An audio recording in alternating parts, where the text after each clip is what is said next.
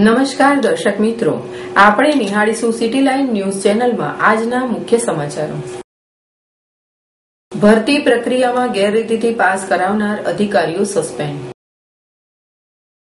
કેરીનો રસ ખાધા બાદ ફૂડ પોઈઝનિંગ। ફૂડ પોઈઝનિંગ થતા આરોગ્યના દરોડા। Saurashtra university election.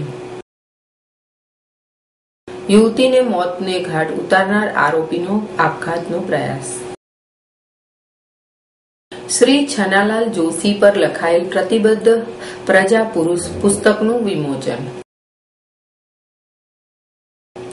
લોધિકા હત્યા આરોપીની ધરપકડ।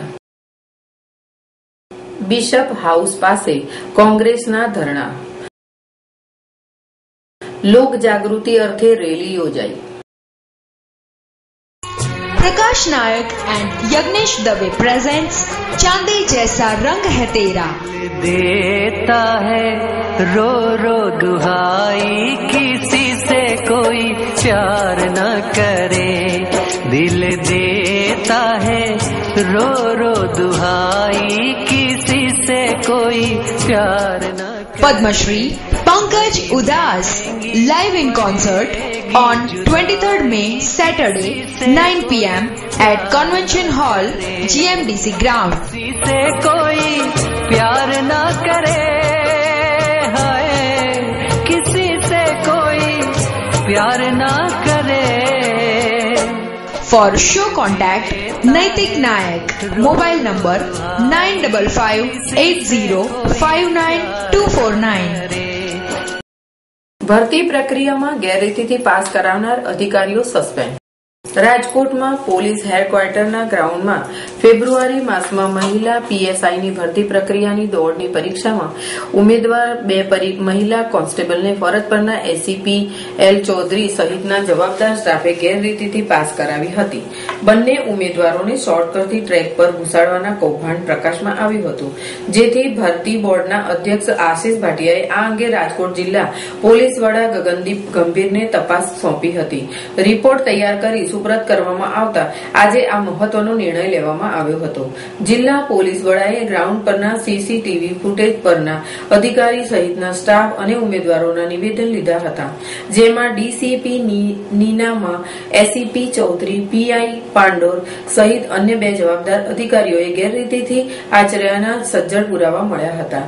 1 મહિના સુધી કરેલી તલસ્પર્શી તપાસના અંગે જિલ્લા પોલીસ વડાએ ભરતી બોર્ડના અધ્યક્ષના સુપ્રત કરેલા અહેવાલમાં 3 અધિકારીઓ સહિત અન્ય 2 દોષિત ઠેરવ્યા હતા।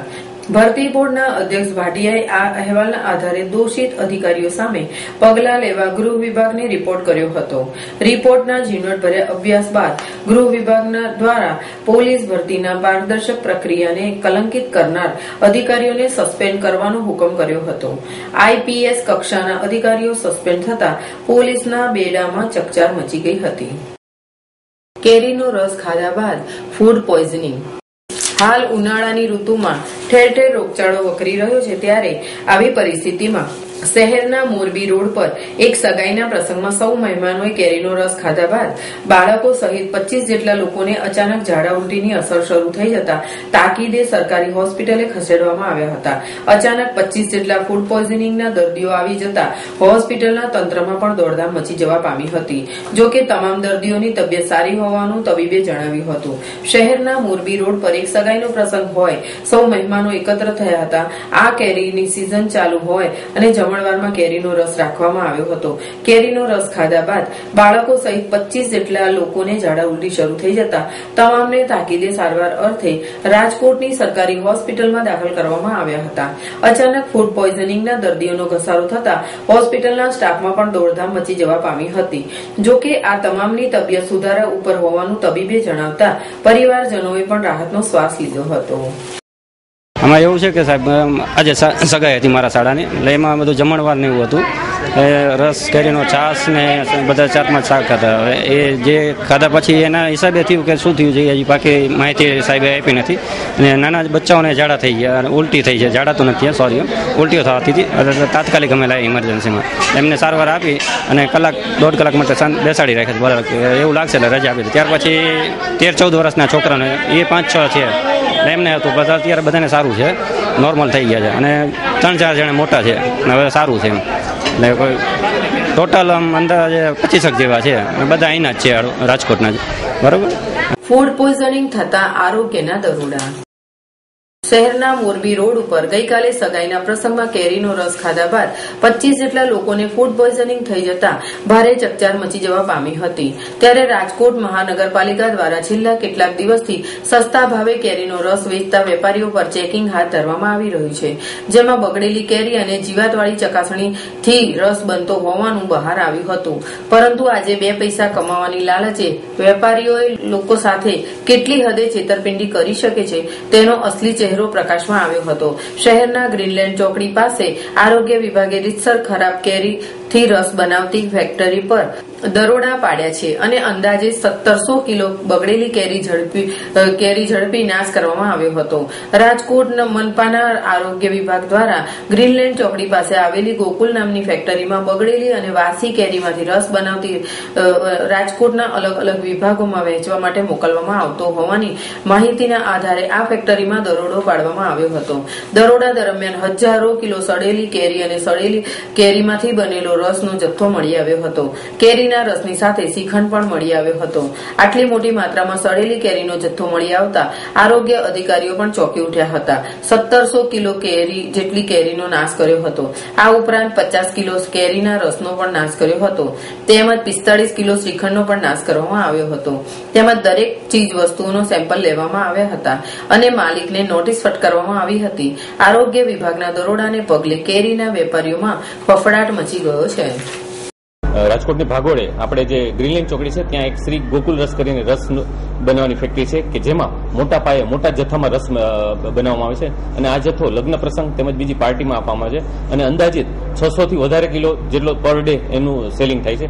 આ સ્થળે અમે સ્થળ તપાસ કરતા પ્રાથમિક દ્રષ્ટિએ ચકાસતા કે અહીંયા જે કેરીનો રસ છે, કેરીનો રસ બનાવવા માટે એમાં કેરી, ખાંડ, કલર, દૂધ અને પાણીનો ઉપયોગ થાય છે અને પ્રાથમિક રીતે ચકાસણી કરતા જે કેરીનો જથ્થો છે કે જેમાંથી કેરી બનાવવાની છે એમાં સ્થળ તપાસ કરતા અંદાજિત 1500 થી વધારે પણ જેટલી કેરી છે કે જે સડેલી છે કે જેમાં જીવાત પડી ગયેલી છે કે જેનો માનવ ખાદ્ય માટે ઉપયોગ થઈ શકે ને એવી પુષ્કળ કેરીઓ છે કે જેમાંથી એ લોકો સેપરેટ કરી અલગ અલગ કરીને એનો ઉપયોગ કરતા કે કેરીનો રસ બનાવવા માટે, જે ખૂબ જ ગંભીર છે.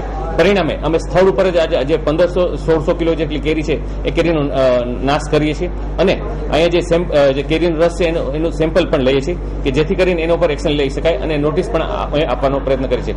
સ્થળ ઉપર ખાસ કરીને બાબત કહેવાની એક છે કે જે આ કેરીનો રસ છે કે જે કેરીની કિંમત સામાન્ય એમાં જે કેરી વપરાય છે એ તોતા અને ખૂબ જ હલકી કક્ષાની કેરી છે કે જેનાથી માનવના આરોગ્ય સાથે ચેડા થાય છે. માનવ શરીર માટે ફૂડબોર્ન અથવા વોટરબોર્ન ડિઝીઝ થવાની પણ પૂરેપૂરી શક્યતા છે અને સેમ્પલના રિપોર્ટ આવે ફૂડ સેફ્ટી એન્ડ સ્ટાન્ડર્ડ એક્ટની જોગવાઈ અને 6 માસ સુધીની સજા અને 5 લાખ સુધીનો દંડ થઈ શકવાની શક્યતા છે.